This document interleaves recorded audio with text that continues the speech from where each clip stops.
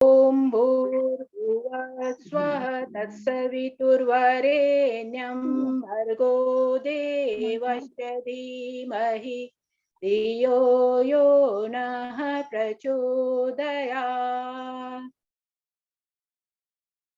आइए बच्चों, आज मैं आप लोगों को जिस विषय के बारे में बताना चाहती हूँ उसका नाम है कि मनुष्य स्वभावतः एक शाकाहारी प्राणी है, मांसाहारी नहीं।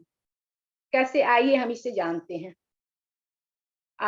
ये सुनिश्चित तथ्य है कि जैसा आदमी अन्न खाता है वैसा ही उसका मन बनता है। एक प्रचलित कहावत है, जैसा खाए अन्न वैसा बने मन। आहार के शुद्ध होने से हमारा अंतःकरण शुद्ध होता है और अंतःकरण के शुद्ध होने से बुद्धि हमारी निर्मल होती है, मन में पवित्र विचार आते हैं और मस्तिष्क शांत रहता है। शाकाहारी भोजन के अब प्रकृति के बारे में हम जानते हैं। शाकाहारी भोजन होता कैसा है? शाकाहारी भोजन सात्विक आहार में गिना जाता है और यह सुपाच्य होता है। शारीरिक दृष्टि से देखें तो यह सुपाच्य होता है, बहुत इजीली इसको डाइजेस्ट आदमी कर लेता है।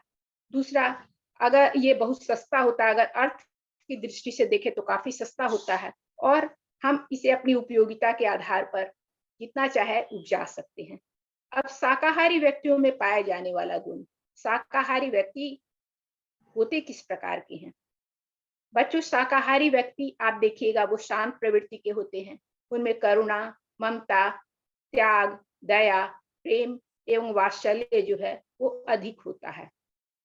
वहीं जो मांसाहार व्यक्ति होते हैं उनका स्वभाव कैसा होता है? मांसाहार जो व्यक्ति जो मांसाहारी होते हैं उनका जो स्वभाव होता है वो क्रोधी होते हैं, कामुक होते हैं, हिंसक होते हैं, चिड़चिड़े होते हैं और उत्तेजित स्वभाव वाले होते हैं। मांसाहारी व्यक्ति जो मांसाहार का सेवन करते हैं, वो जब मांसाहार का सेवन करते हैं तो क्या होता है, उनमें मनुष्यता का गुण जो है वो धीरे-धीरे गिरता जाता है और वो धीरे-धीरे पशुता का गुण को धारण करते जाते हैं। जैसा कि ऊपर में कहा गया, जैसा खाए अन्न वैसा बने मन, तो उस अन्न का प्रभाव पड़ता है और वो धीरे-धीरे निकृष्टता को धारण करते जाते हैं। आइए हम इसके बारे में जाने कि कैसे। तो बच्चों, जब हम किसी जीव को मारते हैं तो वो जीव जो है वो समझ जाता है कि हाँ, कोई मुझे मार रहा है, तो वो क्या करता है, वो हिंसक बन जाता है अपनी प्राणों की रक्षा करने के लिए, उत्तेजित हो जाता है और भयभीत हो जाता है। तो उस समय उसके शरीर से वैसा ही हार्मोन रिलीज होता है, या कहें, यूं कह सकते हैं कि नेगेटिव हार्मोन रिलीज होता है और उसके मांस में, जिस जीव को हम काट रहे हैं उसके मांस में चला जाता है। और जब जो मांसाहार प्राणी है, मांसाहार मनुष्य जो है, उस मांस को जब खाते हैं तो उनमें उसी तरह का हार्मोन जो है वही चलाता है, विषाक्त हार्मोन जो है वाला मांस जो है वो चलाता है। तो उनका भी स्वभाव कैसा हो जाता है, उसी तरह का हो जाता है। वो भी चिड़चिड़े होते हैं और क्रोधी हो जाते हैं, उत्तेजित हो जाते हैं, स्वभावतः हो जाते हैं। ऐसा देखा गया है। अब और अब हम देखते हैं कि जो मनुष्य जो है, जो अगर उनका हम निरीक्षण करके देखते हैं कि जो हत्या कर रहे हैं, जो चोरी करते हैं, जो डकैती करते हैं, जो बलात्कारी हैं, जो व्यभिचारी हैं, ऐसे मनुष्य का जब टेस्ट करके देखा गया तो पाया गया कि ये लोग जो इस तरह के मनुष्यों में ये ज्यादातर मांसाहारी ही मनुष्य जो है ऐसा कृत्य को करते हैं। तो इनके रक्त में क्या होता है, जो मांस ग्रहण करते हैं उनके रक्त में, उनका रक्त जो होता है वो गर्म होता है और ये तुनक मिजाज होते हैं, सनकी होते हैं और बात बात में झगड़ पड़ना और क्रोधी होते हैं। तो इनकी तुनक मिजाजी इतनी बढ़ती बढ़ती जाती है कि ये युद्ध स्तर पे आ जाते हैं ये। और अभी हम जैसे देख सकते हैं कि ये जो उत्तर कोरिया के जो राष्ट्रपति हैं, किम जोंग उन जो हैं, वो बात-बात पे मिसाइल की धमकी देते हैं और परमाणु बम की धमकी देते हैं। जबकि उनकी जो प्रजा है, वो काफ़ी त्रस्त है, वहाँ भूखमरी के शिकार है वहाँ की प्रजा। वो सिर्फ़ वहाँ के लोग ही नहीं त्रस्त हैं, उनके अड़ोस-पड़ोस जितने भी हैं, उनसे दक्षिण कोरिया परेशान है उनसे जापान परेशान है, तो वो खुद भी भयभीत हैं और दूसरों को भी उसी तरह का भय दिखाते रहते हैं। तो एक आपने इस उदाहरण को तो आपने जाना बच्चों। अब हम आगे बढ़ते हैं। तो अगर हम मांसाहार को रोक सकें, तो ये जो युद्ध वाली जो प्रवृत्तियां हैं, इसको हम 75% तक उसको कम कर सकते हैं। अब हमारा शारीरिक बनावट जो है वो मांसाहारियों की तरह नहीं है, ये शाकाहारियों की तरह है। कैसे? आइए हम इसका वैज्ञानिक विश्लेषण कर जाने। बच्चों, हम जानते हैं कि जो शाकाहारी होते हैं वो पानी कैसे पीते हैं? वो सुड़क सुड़क करके पीते हैं, शिप शिप करके पीते हैं, घूट घूट करके पीते हैं, है ना? और जो मांसाहारी जीव हैं वो पानी को चाट चाट करके पीते हैं। आपने बिल्ली को देखा होगा, कुत्ता को देखा होगा, वो पानी कैसे पीता है? चाट चाट कर पीता है। और अब दूसरा जो है, दूसरा हम देखते हैं कि जो हमारा मुख जो होता है, हमारा जो मुख होता है, मनुष्य का मुख होता है, वो कैसा होता है? मुख में जो दांत होते हैं, तो उसमें जो होते हैं 2 दांत पाए जाते हैं, और जो मांसाहारी प्राणी है उसमें जो दांत पाए जाते हैं, उसके दांत जो होते हैं कैनाइन टीथ, जो यहाँ पे पाया जाता है, तो वो काफी नुकीला होता है और धारदार होता है तथा बड़े होते हैं। तो ये क्या करते हैं? मांस को दबोच लेते हैं आसानी से, और दबोच करके और अपने मुख में लेते आते हैं। और जो मनुष्य होते हैं, इनका जो कैनाइन टीथ होता है, ये सामान्यतः नॉर्मल होता है। ये साइज में जरूर थोड़ा बड़ा होता है, लेकिन ये नुकीला ज्यादा नहीं होता है और ज्यादा धारदार भी नहीं होता है। तो दूसरी तरह से पुष्टि हुई कि हम लोग जो है वो स्वभावतः शाकाहारी ही हैं। अब तीसरी चीज होती है, हमारे मुख में देखते हैं कि हमारे मुख में जो है वो जो लार बनता है, तो ये लार जो होता है मनुष्य में जो होता है वो क्षारीय गुण का, उसमें क्षारीय गुण अधिक होते हैं, अल्कलाइन नेचर का होता है। और जो मांसाहारी जीव होते हैं, उनका जो लार होता है वो एसिडिक होता है, अम्लीय होता है। तो क्या होता है कि करीब 10 से 15% जो होता है भोजन का पाचन जो होता है वो मुख में ही हो जाता है। एक तो क्या हुआ कि मांस को जो उनने चीरा फाड़ा और उसको चबाया, तो और उसमें फिर जो लार जो मिला, तो उसका 10 से 15% का पाचन मुख में ही हो गया। अब क्या होता है बच्चों कि भोजन जो है आहार नाल से हमारे अमाशय में आता है, अमाशय में आता है, और अमाशय में भी उसकी डाइजेशन की प्रक्रिया जो है, पाचन की प्रक्रिया वहां भी होती है। तो अमाशय में 3 प्रकार के रस निकलते हैं। एक अमाशय में HCl होता है, हाइड्रोक्लोरिक एसिड निकलता है। दूसरा दूसरा ये पैनक्रियास से पैनक्रियाटिक जूस निकलता है। और तीसरा जो होता है वो पित्ताशय, लीवर से जो होता है बाइल जूस निकलता है। तो ये तीनों आकर के और उस भोजन पर एक्ट करते हैं, भोजन पर क्रिया करते हैं। तो इस तरह से भोजन का वहां पचना प्रारंभ हो जाता है। तो हम देखते ये हैं कि जो मांसाहारी जीव हैं, उनमें जो होता है HCl जो होता है, हाइड्रोक्लोरिक एसिड जो होता है, मांसाहारी जीव में हमसे, मनुष्य से 20% अधिक जो है वो निकलता है एसिड, और हमारे में मनुष्य में 20% कम होता है। तो क्या हुआ? हमारा भोजन यहाँ भी मांसाहारी जीव जो हम मांस खाए, तो यहाँ भी हमारा भोजन उनकी अपेक्षा कम पचा, और जो अमाशय में है वो भी उनका 100% पच रहा है और हमारा 80% पच रहा है। तो अब वो जो भोजन जो है वो पूरा पचा नहीं, और अब अधपचा भोजन जो है वो अब उसके बाद जो होता है ये अमाशय से जाता है, वो आंत में जाता है, इंटेस्टाइन में जाता है। तो हम देखते हैं कि जो मांसाहारी जीव होते हैं, उनका इंटेस्टाइन जो होता है वो काफी छोटा होता है। तो उनके इंटेस्टाइन में क्या होता है कि जो पौष्टिक तत्व हैं वो एब्जॉर्ब हो जाते हैं, उनको सोख लेता है, और फिर वो भोजन जो होता है, जो वेस्टेज होता है, वो मल द्वार के थ्रू शरीर से बाहर निकल जाता है।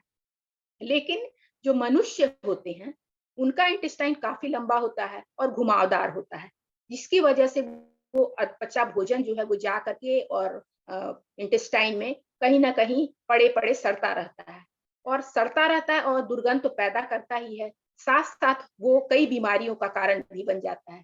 जैसे जैसे गठिया होता है, उससे पाइल्स होता है उससे, उसके बाद फिर उससे अल्सर होता है, डायबिटीज होता है, कैंसर होता है, हार्ट अटैक होता है। इस तरह की जो बीमारियां होती हैं वो पैदा होती है। अब ये तो वैज्ञानिक विश्लेषण था बच्चों। अब हम आइए जानते हैं कि आपने कोरोना का विभत्स रूप देखा 20 और 21 के समय। उस समय जो था, कई लोग जो हैं कोरोना काल में मृत्यु के शिकार हुए। तो हमने देखा कि जनसंख्या की दृष्टि से सभी देश में करीब करोड़ों करोड़ों लोग मरते गए। हमने देखा अमेरिका में, ब्राजील में, इटली में, वहां ताबड़तोड़ लोग मरते गए। लेकिन इंडिया में अगर इसका देखा जाए अनुपात, तो काफी कम था और दूसरे देश के रेस्पेक्ट में। तो ऐसा क्यों? ऐसा इसलिए बच्चों, क्योंकि जो पूरे विश्व की 31% जो आबादी है शाकाहारियों में, वो भारत में ही निवास करती है। 31% पूरे विश्व के जो शाकाहार मनुष्य हैं वो भारत में ही निवास करते हैं। यही वजह है कि यहाँ की मृत्यु दर है और विश्व में और देशों की तुलना में भी कम रही, क्योंकि उनमें इम्यून पावर जो था वो ज्यादा स्ट्रांग था। तो इससे क्या हुआ, मृत्यु दर काफी कम हुई। तो अब इसके बाद कोरोना के बाद जो हुआ, उसके बाद फिर एक दूसरा दौर आया। जो लोग कोरोना से पीड़ित थे, बहुत सारे लोग यहाँ पीड़ित तो हुए लेकिन ठीक हो गए, बहुत कम मरे। अब जो ठीक हो गए उनमें भी दूसरी समस्या क्या आई, हार्ट अटैक की आई। तो हमने देखा कि दूसरे देशों की अपेक्षा हमारे देश में हार्ट अटैक की समस्या जो थी वो भी कम थी। तो बच्चों, इसका भी कारण जो था कि हमने ज्यादा मात्रा में शाकाहार, हमारे जो ये हैं देशवासी हैं, वो ज्यादा मात्रा में शाकाहारी ही हैं। तो इससे क्या होता है, उनमें इम्यून पावर ज्यादा स्ट्रांग था, जिससे उनमें हार्ट अटैक की भी समस्या कम हुई। अब चलिए बच्चों, मैं एक डॉक्टर के बारे में बताती हूँ जिन्होंने शोध करके ये साबित कर दिया कि मांसाहार और शाकाहारी मनुष्यों में कौन ज्यादा ताकतवर है। तो डॉक्टर हेग नाम के एक वैज्ञानिक हुए, जिन्होंने शोध करने के बाद ये पाया कि मांसाहारी मनुष्य जो है वो शाकाहारी की तुलना में कम बीमार पड़ते हैं। शाकाहारी मनुष्य जो है वो मांसाहारी की अपेक्षा कम बीमार पड़ते हैं, और अगर बीमार पड़ते भी हैं तो वो जल्दी स्वस्थ हो जाते हैं। यही कारण है कि शाकाहारी मनुष्य जो होते हैं वो दीर्घायु होते हैं। ये शोध करने के बाद पाया गया है। अब बच्चों, हम जाने आगे कि अब एक दूसरे वैज्ञानिक हुए, उनका नाम था लक्ष्य। तो इन्होंने परीक्षण किया। परीक्षण के बाद इनने निष्कर्ष निकाला कि लोग जो मांसाहार करते हैं, जो मनुष्य, तो उनका ये तर्क रहता है कि मांस में ज्यादा प्रोटीन पाया जाता है। तो इसका भी उनने परीक्षण किया। तो परीक्षण करके उनने निष्कर्ष निकाला कि जो हम लोग दाल लेते हैं, भिन्न भिन्न प्रकार का दाल, उसमें पर्याप्त मात्रा में प्रोटीन पाया जाता है, जितना हमारे शरीर को आवश्यक है ना। और ये सुपाच्य भी होता है, सस्ता भी होता है ये दाल, और हम इसे अपनी उपयोगिता के आधार पर इसे उपजा भी सकते हैं। तो बच्चों, जो लोग मांस का सेवन करते हैं और जो लोग दाल का सेवन करते हैं, तो दोनों में अंतर क्या पाया गया कि जैसे मान लो बेटा, कि जैसे हम लोग मांस का सेवन कर रहे हैं, तो हमें उस मांस से प्रोटीन जो है वो उसकी जो मात्रा है वो 10 है ना। उस 10 यूनिट हमको मिल रही है प्रोटीन की मात्रा। और जो नहीं, जो दाल से 10 यूनिट मिल रही है, और जो मांस है उसमें हमको 12 यूनिट मिल रहा है ना, प्रोटीन। तो अगर हम ये का सेवन करते हैं, मांस का सेवन करते हैं, तो हमें 2 यूनिट क्या हुआ, ज्यादा प्रोटीन मिला, 2 यूनिट ज्यादा प्रोटीन मिला। तो एक कहावत कहा गया है कि अति सर्वत्र वर्जते, किसी भी चीज का अति जो होता है वो क्या होता है, कष्टकारी होता है ना। तो हमने तो वो मांस को ग्रहण किया, जो मांसाहारी जीव है उनने ग्रहण कर लिया। अब ग्रहण करने के बाद क्या हुआ कि एक तो उनको पचने में बहुत ज्यादा शरीर को जितना जैसे कहेंगे कि जितना उनको ताकत बहुत ज्यादा जोर पड़ा उनके आहार नाल पे, उनके शरीर पे। दूसरा कि अब वो जो ज्यादा प्रोटीन जो हमने डाला शरीर में, वो किस तरह से अपना दुष्प्रभाव दिखाएगा। तो वो क्या करता है, प्रोटीन का काम क्या है? प्रोटीन का काम है ऑर्गन का निर्माण करना, है ना? प्रोटीन जो है वो निर्माण का कार्य करता है, और जो टूटे फूटे अंगों का मरम्मत करता है प्रोटीन। तो प्रोटीन हमने उसमें ज्यादा डाल दिया, तो ज्यादा डाला तो अब वो प्रोटीन क्या करेगा, वो निर्माण करना शुरू करेगा। किस चीज का निर्माण करेगा बच्चों? वो मसल का निर्माण करना शुरू करेगा, और यही जहां वो जगह पाएगा वहां निर्माण करना शुरू करेगा। और यही मसल जो होता है वो बाद में ट्यूमर का रूप धारण करता है, और ये ट्यूमर ट्यूमर जो होता है वो कैंसर का रूप धारण कर लेता है। तो अधिक प्रोटीन होने के कारण ऐसा होता है। तो ऐसा देखा गया है कि जो मांसाहारी जीव हैं, उनमें मांसाहारी मनुष्य हैं, उनमें कैंसर की समस्या ज्यादा पाई गई है। जो शाकाहारी हैं उनमें कैंसर की समस्या कम होती है। और अभी आप देखोगे कि हर दिनों में आ रहा है, और आप आसपास भी सुनने को आपको मिलता होगा कि कैंसर से हर 10 लोगों में 100 लोगों में एक आदमी पीड़ित है। तो अब इसे रोकने की हमें बहुत अधिक आवश्यकता है। आप जागरूक बनो बच्चों, है ना? और लोगों को बताओ भी कि हमें मांस कैसे नहीं खाना चाहिए, है ना? अब अ, हम देखते हैं कि ये जो है हमारे प्राचीन काल से नहीं चला आ रहा है। इसका सेवन जो है ये सतयुग में तो ये था नहीं, है ना? और ना ही ये त्रेता युग में था, ना ही ये द्वापर युग में था। तो उस समय जो भी व्यक्ति इस तरह का भोजन लेते थे, उन्हें राक्षस कहा जाता था और उन्हें अलग श्रेणियों में रखा जाता था। लेकिन जैसे-जैसे समय परिवर्तित होता गया, तो ये जो है मांसाहार की प्रवृत्ति धीरे-धीरे, धीरे-धीरे अ, आने लगी। और ये सिर्फ हिंदू धर्म में ही वर्जित नहीं था। आप देखें तो बौद्ध धर्म, जैन धर्म, जहाँ की पैशाचिक कृत्य कहा गया है, मांस भक्षण को पैशाचिक कृत्य कहा गया है। उनने अहिंसा को परम धर्म माना है। तो और अहिंसा को परम धर्म माना है। मानवता हमें यही सिखाता है कि हम परस्पर जो होते हैं, एक जीव दूसरे जीव से उनको प्रेम करें, और उनको सहकार से उनको हम ज्यादा बुद्धिजीवी हैं, शरीर से भी बलिष्ठ हैं और बुद्धि से भी बलिष्ठ हैं, तो हम उनका रक्षक बने, हम उनका भक्षक न बने। अब आगे बढ़ते हैं बच्चों, तो आगे अब एक लंदन के वेजिटेरियन एसोसिएशन ने रिसर्च कर पाया कि मांसाहार जो जीव होते हैं, उनकी अपेक्षा जो शाकाहारी जीव होते हैं, वो ज्यादा श्रमशील होते हैं, है ना? और कम बीमार पड़ते हैं, दीर्घायु होते हैं।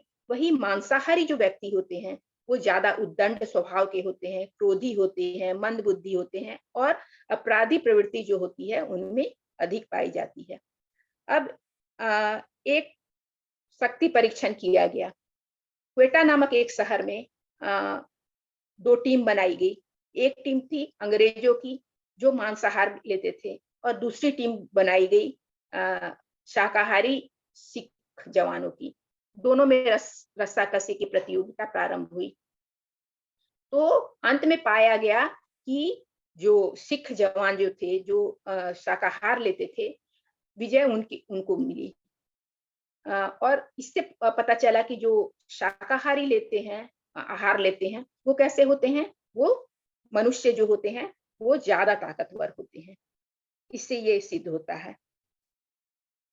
आप देखते हो बच्चों की जो हाथी जो होता है, वो घास-फूस खाता है, पत्ता खाता है, और वो कितना ये होता है, शक्तिशाली होता है, आपने देखा ही है। अब हम देखते हैं कि जो कई जो विख्यात लोग हैं, वो लोग भी शाकाहारी हैं। जैसे कि आइंस्टीन काफ़ी बड़े वैज्ञानिक हुए, काफ़ी प्रसिद्ध वैज्ञानिक हुए। वो भी शुद्ध शाकाहारी थे। और दूसरे थे ये अंग्रेजी पुस्तकों के लेखक जॉर्ज बर्नार्ड शॉ, उन्हें भी आप अच्छी तरह जानते हैं।